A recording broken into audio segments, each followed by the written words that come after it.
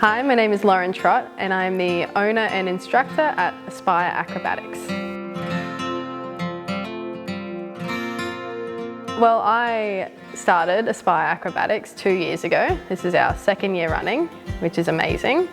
And it started when my dance teacher left to just move on with her family. It's just where she ended up having to go.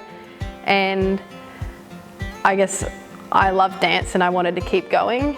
So I went through all the courses, spent all the money I needed to, and I'm qualified now, and so I've started my business, and it's taken a lot. I needed a lot of help and a lot of people have got me through that, and I can say now we're running successfully and it's amazing. Lauren's in grade 12, she's school captain, and yeah, I guess she just loved dance so much and she didn't want to stop that for heaps of kids who went to dance, because so many kids did it and we were all heartbroken when it ended. And so when we learnt that Lauren was doing this, we were all so excited. As Ella said, I'm in grade 12, I'm school captain this year, which means I first started Aspire Acrobatics in grade 11. I had to go through getting insurance and then going through a company to get that qualification, which meant a lot of online work because of COVID. And through it, I have received my course in my module 1 in teaching acrobatics, which means that I am able to spot and help the kids to achieve their goals and everything. We start at the age 2 and we go up to, I think our oldest right now is about 15, and I have about 56 students at the moment. It is challenging running a business and all these other things I've got going, which I rely on my mum a lot for those times when I'm a bit overwhelmed and just feeling a little bit out of it. She's there and she calms me down and she takes me through the steps of, you know, what I've got going on, and I've just got to keep pushing through, and there's a rainbow at the end, you just get there.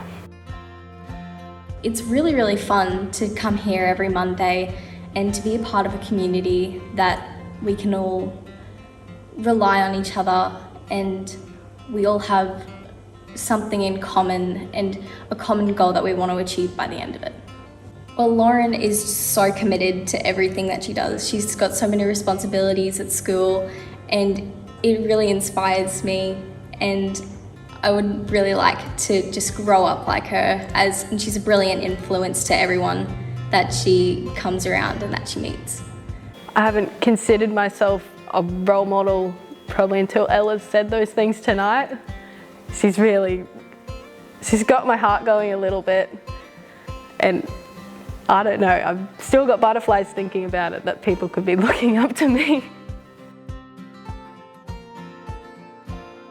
Oh, and I've also written a book when I was younger. Mum, can you bring me my book, please? Oh, okay. Thank you. This is my book, The Animal Anti-Bullying Survival Guide, which I wrote when I was 11, when I was having a little bit of a hard time with bullies and everything, and I didn't want Mum's help. Mum said, do you want me to step in? And I was like, no, leave it to me. And I don't remember the conversation too well, but Mum loves to brag about this story, about the time I said, it's okay, I'll just press my turkey sensor button and all I'll hear is gobble, gobble, gobble. And it worked because I felt a lot better, because their words can't hurt you if all you're hearing is gobble, gobble, gobble.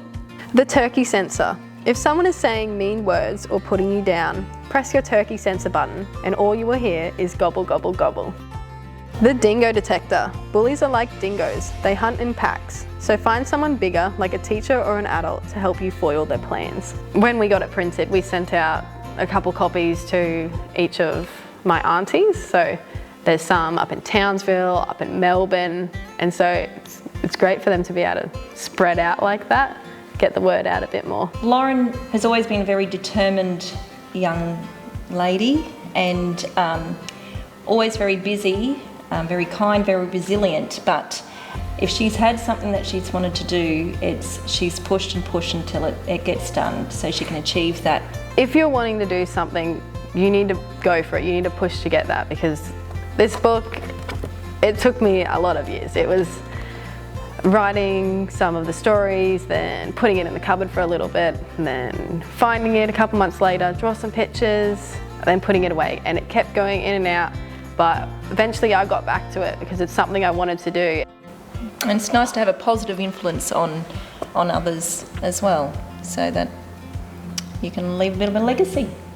I always think that you should give back to community as well, and being busy and being organised, and that's what she's done. So she's held down a part-time job as well, so she does the Learn to Swim, and volunteer work too, which I think is really important. So I found out that I did win Young Citizen of the Year alongside my mum, who got Citizen of the Year. So it was a great opportunity, and to be presented an award with my mum. If there's something you really want to do, nothing's going to stop you from getting there. You just have to persevere, and there will be bumps along the way. But if it's what you really want to do, you have to do that. You can't push it aside. That's what you're meant to do. Thank you to Baido and the North Burnett Regional Council for this opportunity. I really appreciate it. It's great to share my story, and a big thank you for inviting Ella along. I'm sure she really enjoyed her time here, and I enjoyed watching her too. It was amazing.